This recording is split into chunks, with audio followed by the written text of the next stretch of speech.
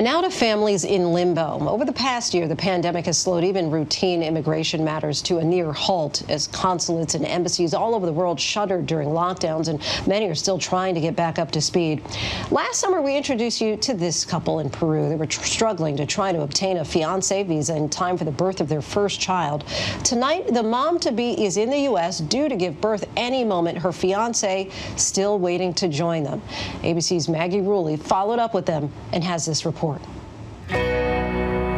In Atlanta, Georgia, 27-year-old American Abby Matson's putting the final touches on the nursery for her first child, a boy to be named Isaac. She thought her Venezuelan fiancé, Alejandro, would be by her side as they prepare for the biggest moment in their lives. Instead, he's in Peru, where we first met the couple in July of last year. We had a lot of hope that we would both be able to come and be in the United States together for the birth of our child. Now I'm 39 weeks pregnant, so the baby can really come any day. And I'm here in the US and Alejandro is in Lima.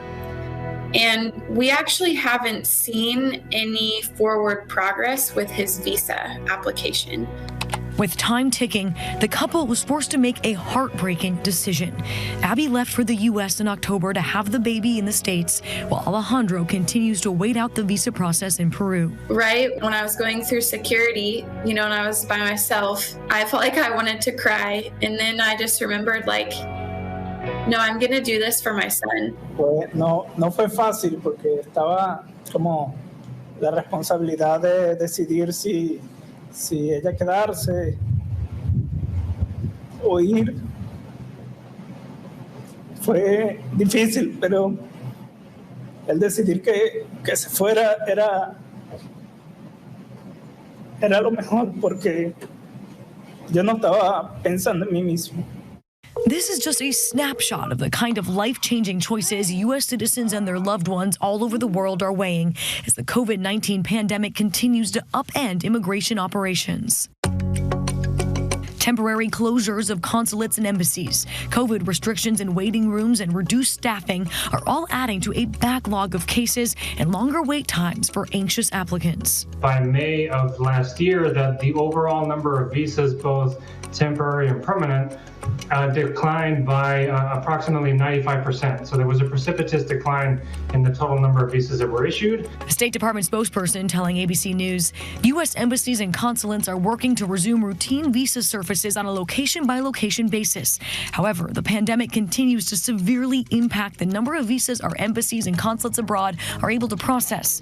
We do not expect to be able to safely return to pre-pandemic workload levels until mid-2021 at the earliest.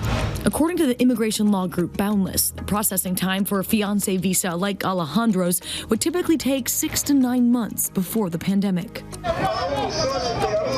But in Peru, a surge of COVID cases could complicate that timeline. With a new wave of tough restrictions currently in place, Lima, where Alejandro lives, is facing the highest level of lockdown. Residents only permitted to go outside for 1 hour each day, and the embassy there closed until about mid-February. I really understand the measures they're trying to take for health and safety reasons. Then we get to another moment like this where the U.S. Embassy is closed in Lima. It is a little bit frustrating because now that option to push paperwork through isn't available. The timing could not be worse. As we checked in with the couple over multiple days, we learned an outbreak of COVID-19 hit the home where Alejandro was staying. He updated us over the phone. I feel good. Well, the truth, we have been well. Experiencing some difficulties like, some people are not well, feeling some symptoms, but working together, mutually helping each other to not fall into a depression because of the virus, supporting each other.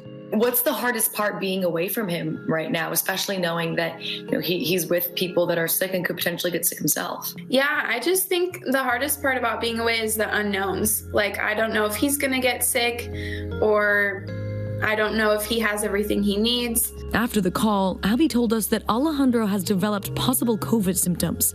She says his home lacks basic medical supplies, medicine, and regular access to clean water. The couple filed several requests to expedite his case before the outbreak, but all were rejected. But I understand that you may have maxed out on expedited visas. What does that mean? They said that they were denying my most recent request, the 11th one, and they said, we will not grant any subsequent requests. And so when I got that email, I felt a little discouraged. I'm still looking for other ways to get Alejandro here as soon as possible. While the State Department announced in August 2020 that it would prioritize fiancé visas, called K-1 visas, couples like Abby and Alejandro have yet to hear word on where they stand in the process, over 7 months since they filed. Experts say that transparency may increase under the Biden administration. One of the things that we certainly expect is for the new administration to work to change the culture within the agency, and hopefully that will translate into a greater level of customer service and communication, especially when there are equities at play that include families being separated, right? Including when there is a young child that is on the way. Though Alejandro won't be in Atlanta for the birth of their son, he says they don't regret their decision to be apart for the sake of their baby.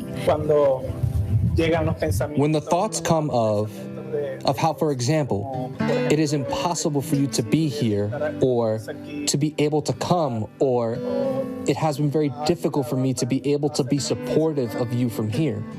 But yes, the process is totally worth it. I have no doubt about it. And Abby remains hopeful that there is a bright future for all three of them in America. It might be hard for us right now to be apart, but I have to believe that something incredible will happen in the future, and I have to believe that my son can have a better life in the U.S. and can have a better life if he's a citizen. Maggie Rulli, ABC News, London. Hi everyone, George Stephanopoulos here. Thanks for checking out the ABC News YouTube channel. If you'd like to get more videos, show highlights, and watch live event coverage, click on the right over here to subscribe to our channel, and don't forget to download the ABC News app for breaking news alerts. Thanks for watching.